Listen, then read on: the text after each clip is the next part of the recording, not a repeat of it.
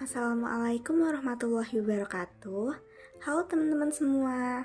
Kenalin, aku Afifah, NIM 047 dari kelas Psikologi 4D. Di sini aku akan ngebahas secara singkat mengenai intelijensi dan juga penalaran pada lansia. Nah, gimana penjelasannya? Bisa disimak ya teman-teman. Intelijensi itu sendiri berasal dari kata Latin intelligentsia, yang memiliki arti memilih antara dan membuat pilihan yang bijaksana. Intelijensi merupakan kemampuan seseorang untuk memecahkan suatu masalah. Nah, terus faktor-faktor yang mengaruhi intelijensi itu apa aja dong? Nah, di sini ada 6 nih. Faktor yang pertama itu ada intellectual engagement. Intellectual engagement atau keterlibatan intelektual itu merujuk pada aktivitas-aktivitas yang menantang otak, seperti membaca, menulis, dan memecahkan teka-teki. Kegiatan-kegiatan ini membantu mempertahankan dan meningkatkan kemampuan kognitif seseorang sepanjang hidupnya. Yang kedua ada social engagement. Social engagement atau keterlibatan sosial itu mencakup interaksi dengan orang lain, baik dalam keluarga, teman, maupun komunitas. Nah, aktivitas sosial ini bisa mendukung kesehatan mental dan juga kognitif, serta memberikan stimulus yang diperlukan bagi otak agar otak tetap aktif. Yang ketiga ada cognitive reserve, yaitu kemampuan otak untuk menoleransi kerusakan tanpa menunjukkan tanda-tanda penurunan fungsi. Nah, cognitive reserve ini bisa dipengaruhi oleh pendidikan, pekerjaan, atau aktivitas-aktivitas lain yang memperkaya otak.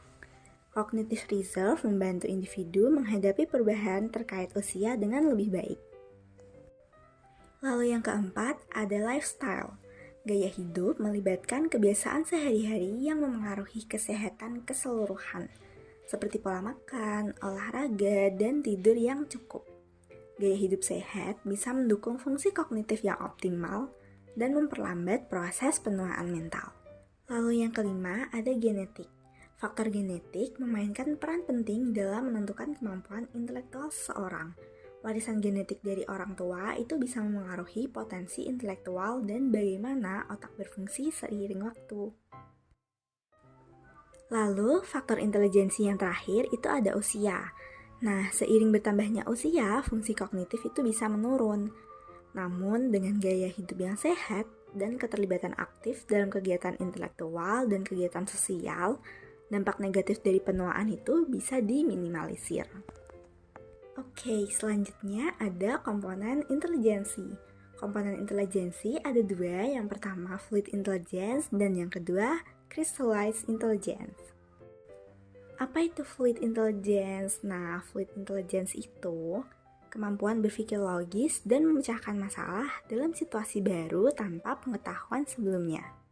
Terus, crystallized intelligence itu apa? Nah, crystallized intelligence itu pengetahuan dan keterampilan yang diperoleh melalui pengalaman dan juga pendidikan. Oke, yang selanjutnya itu ada penalaran.